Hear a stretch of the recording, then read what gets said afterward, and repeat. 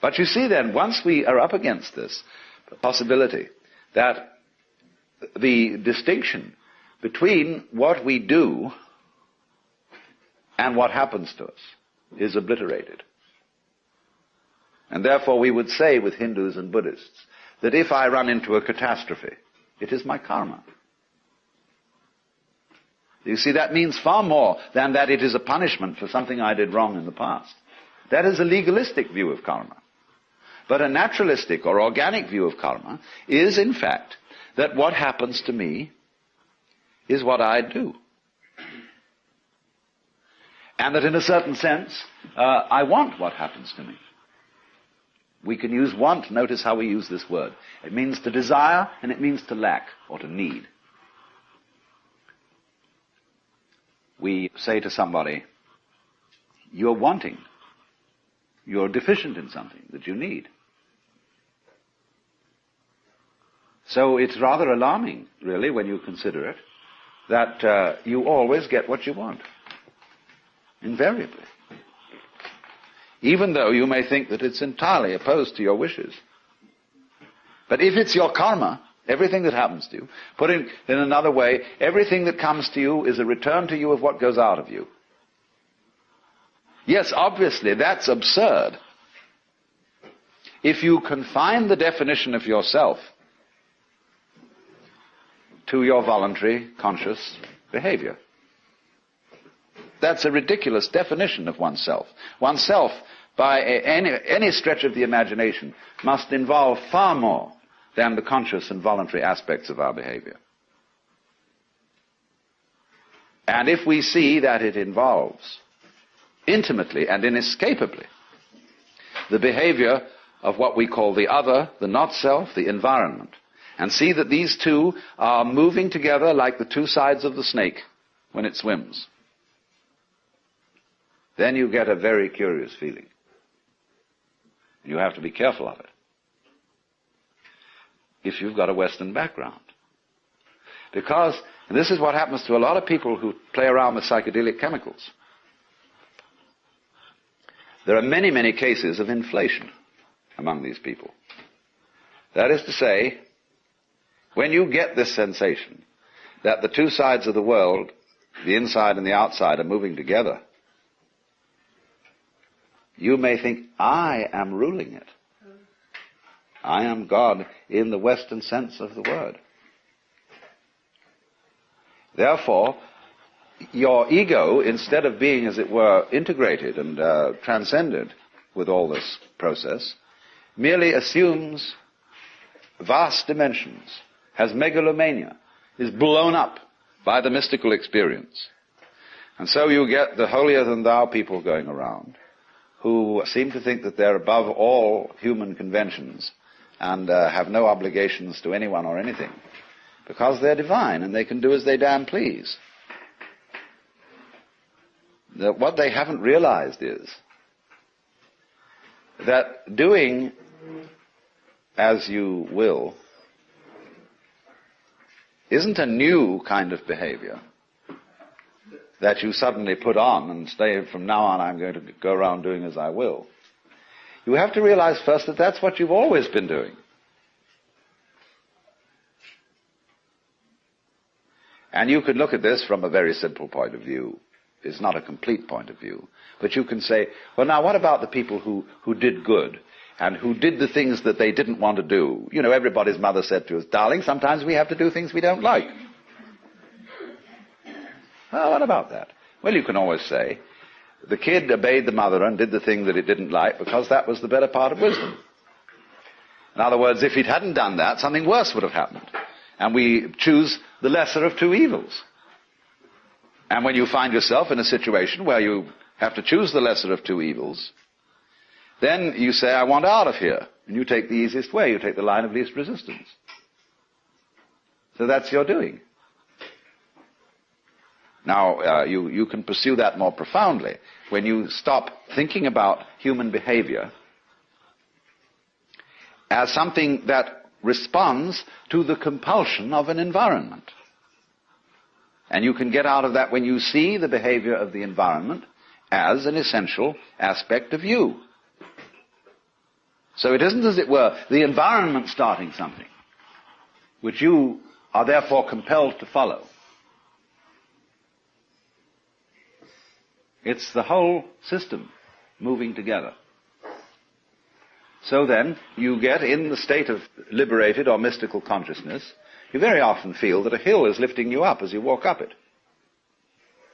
The ground seems to heave beneath your feet, and up you go. And you get this strange feeling of lightness, of effortlessness. Walking on air, never a care, This wonderful sense that there are no obstructions anywhere. There's nothing, as it were, banging you and making you do that. It all flows together. And that's a very common sense. And you are actually, in that state of consciousness, you are perceiving the goings-on, the Tao, the course of nature, in the way it's happening.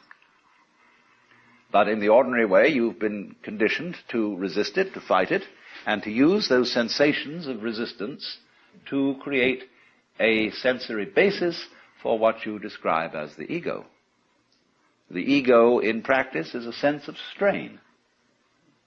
When you are aware of I, you are aware of a basic discomfort, which is located basically between the eyes, somewhere in here, a sort of tightness. Also, it's in other centers too. It's in the solar plexus, and there are various physical centers, in other words, where this constant tension or resistance against it is going on. And that's what you feel when you talk about I. When that tension ceases, you discover immediately that the separate ego has disappeared, and that what I refers to is simply the total panorama of experience, everything that's happening. That's I. And obviously I don't know all of it, because I can't inspect all of it with my radar, with my conscious attention. That would be a ridiculous undertaking, to know everything in that sense. We know it in a much better way, as we know how to grow hair and open and close our hands. So, this point of view can be understood if we clarify the initial problems we have about it. And I suppose the first problem is, if we accept the notion that everything that happens to us is our own karma, our own doing, then we have to be very careful of, shall we say, the devil of omnipotence, of inflation, of feeling that your ego is what is in control of all this. And the second thing is, if you think then that everything that happens to everybody is what they really want to happen, then you can absolve yourself from any qualms about being unkind to someone, because you could say, well, the unkindness I did you was what you really wanted, wasn't it? You know that business about the responsibility of the person who gets murdered for getting murdered? There is a curious sense in which a lot of people go around looking for trouble. Freud pointed out quite correctly the psychology of accident-prone individuals. They seem to be attracting trouble like lights attract moths. And we're all doing that, but we manage to remain unconscious of it, so that we can praise and blame and play the game which says, that's not my fault, that's your fault. And so we go around apportioning faults to everybody. Because if we're going to apportion praise for what the good things people do, you can't make praise mean anything unless you also go around blaming. Praise and blame go together. Supposing everybody was acting in a praiseworthy way, and we praised everybody for everything, they'd get tired of it. They wouldn't even notice it anymore. So long as you're going to get a kick out of being praised, you've got to go around blaming too. It's very simple. But if you see the folly of that praising and blaming are just creating each other, then you don't praise and you don't blame. You just dig the whole thing. And that's why when we encounter very great sages, you never hear them blame people, and they very rarely praise anyone. You try to start gossip in the presence of such a person, and you make a derogatory comment about someone. It's as if you had thrown a rock into a well and heard no splash. And a funny feeling, because that you get no response. You get no agreement.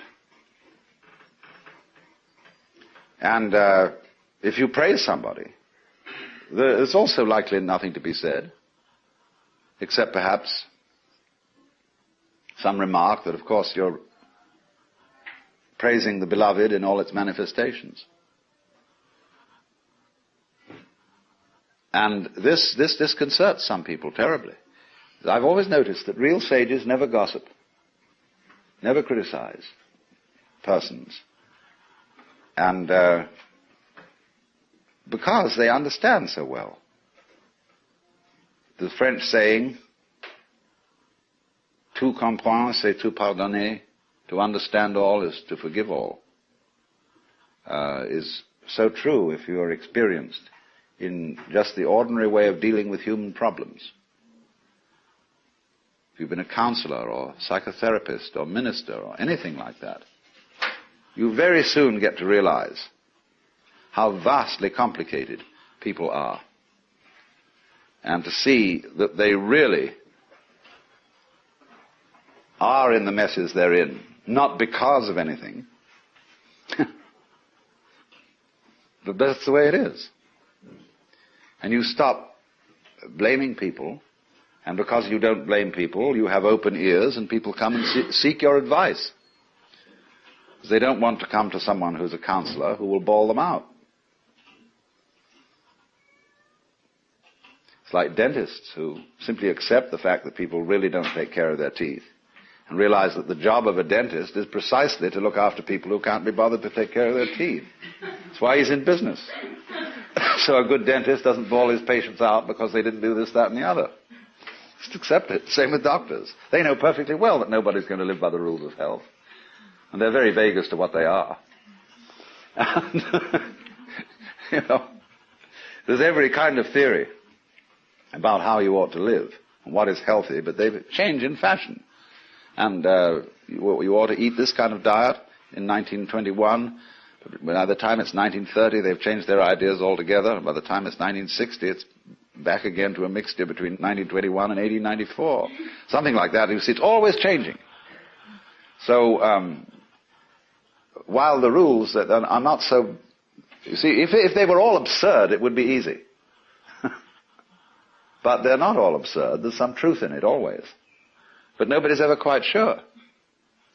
So the function of healers and doctors and so on is just to do what can be done to stop the mess getting too messy. And they must accept it as that. That's their job. If I were healthy, say to the doctor, I wouldn't need you. So you're in business.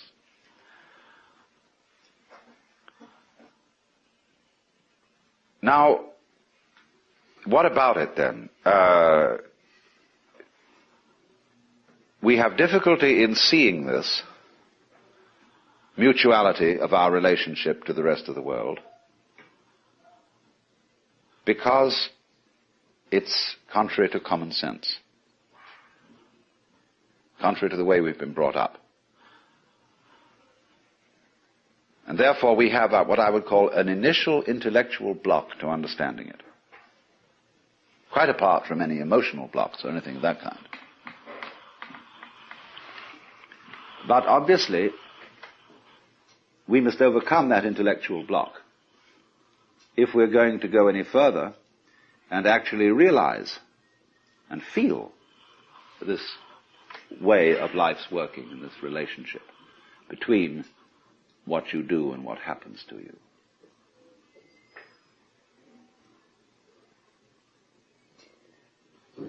Then the question arises, then what do I do?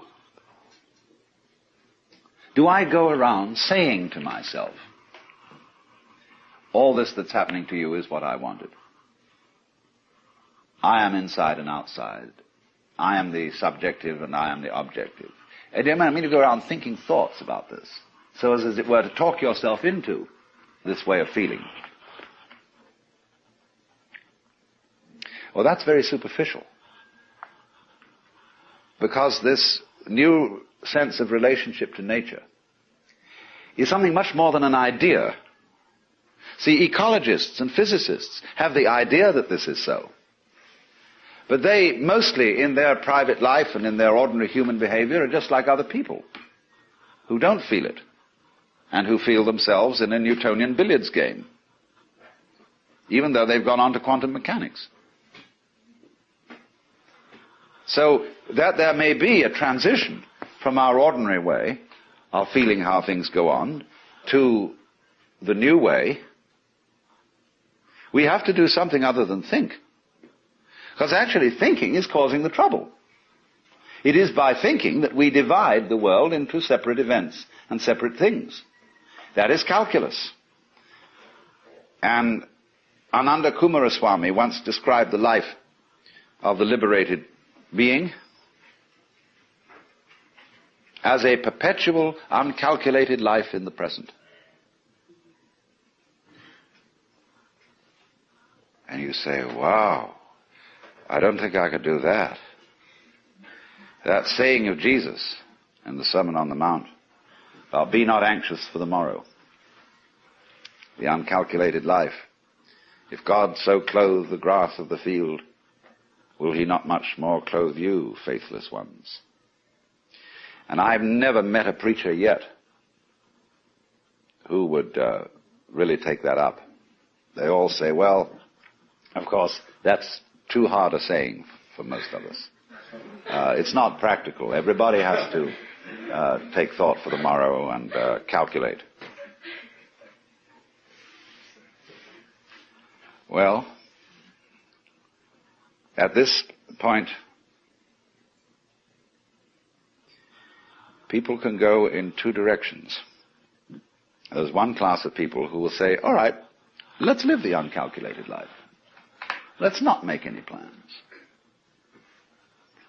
And before you know where they are, they're living a filthy pad and scrounging around and living on petty thievery and so on. This is the usual thing.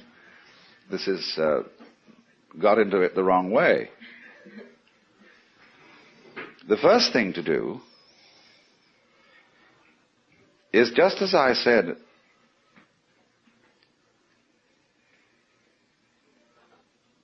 whether you like it or not, and whether you know it or not, the relationship between you and the environment is always one that is harmonious. So in the same way, you are always living the uncalculated life. And you have to find out, first of all, that you're always doing it. And that what you call your calculations, and the things you did, were funny little rationalizations. In other words,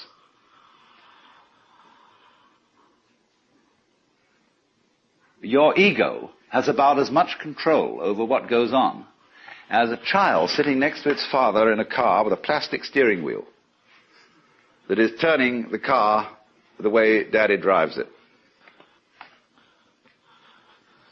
Because, as I pointed out, most of the functions, most of the goings-on in you, around you, the circumstances of life, have nothing to do with your ego at all. And you don't even know why you make up your mind to do certain things. We know superficially. We have few ideas. It's like when you enter into a marriage. You have really no control over its outcome in the ordinary sense of ego control. You've taken a colossal gamble in which you've involved enormous complexes of patterns. And maybe it'll come out all right if you don't interfere with it too much. You don't. It's like Oppenheimer said, it's perfectly obvious that the whole world is going to hell. And the only possible way we might stop that happening is not to try to prevent it. And you know, all these wars are started out by people who think that they're helping someone. that it's going to make things better. So, when you begin from the basis, not of saying, I should now live the spontaneous and improvident and non-calculating style of life, but realize you've always done that, only you rationalized that you didn't. You always did what you wanted to do, basically. Only you said sometimes it was my duty. But you preferred a conception of yourself as someone who always does his duty. That flattered you.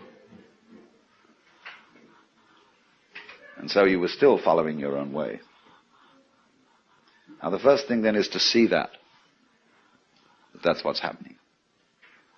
So that you don't think, well, now there is some special thing I have to do to understand this harmonious relationship between the individual and the world. Because if you work on it that way, you will start from the presupposition that that relationship doesn't already exist and has to be brought into being. The thing is, it doesn't have to be brought into being. It's there. But now when you see that that's so, it obviously starts to make a difference. You do behave in a different way. But the behavior, the new kind of behavior that is a result of a transformation, is not forced behavior. When you try to imitate the way a saint behaves, you have made a forced change, and you know all forced behavior is phony. It's like someone saying, I love you, I love you, I love you, when you don't. You feel you ought to, but you don't really. And there's something, it doesn't ring true. Well, think of the poor Lord listening to all the prayers of all those people saying, I love you, Jesus. And he knows they don't. No, they're just saying this because they think they ought to. And they're very trying. So, whenever you do a thing like that, you see, you make a forced change. Now, if the change is to happen in the same way that a seed at proper season breaks open and sends up a shoot, see, it comes from the whole force of life itself. Now, when you see that without your having to do anything, see, you are living the uncalculated life, and you're only pretending you're calculating it and arranging it, then, as it were, you will have a grasp of the total situation. And you can allow it to produce changes in action, which are not forced. So this is why there is always a trend in every kind of spiritual doctrine which says something about grace, divine grace. There must come about something in you, a change, which you can't produce. And if you try to produce it, you will be a victim of spiritual pride. But on the other hand, all teachers are universally saying, you've got to make an effort. There's some discipline. There is something you must do. Well, that's the only way to get it across to people. That you, as a separate effort maker, are a myth, are a phantasm. Because if you really try to control your mind and only think the thoughts that you think are good thoughts to think, you will find that you're going round in a circle. Krishnamurti is awfully good at pointing this out. When people ask him, how do you meditate? He says, why do you want to meditate? Why are you concentrating? Why are you saying prayers? Why do you think you should believe in God? And it always comes up because I'm just a son of a bitch. I mean, I'm out for my own good, and this seems to be the way. So he says, you see, you don't have any genuine love at all. It's all fake. And so you have to find, first of all, where the genuine love is. Now, you love you, don't you? That's genuine. We won't argue about that. But then, when you start from this, I gave a talk some time ago to the Air Force. Their camp, or lab where they make weapons, do all the research. And they got a bunch of us there who were ministers and philosophers, and they had the nerve to ask us what was our basis for moral behavior, personal moral behavior. Well, I said, my basis for moral behavior is pure selfishness.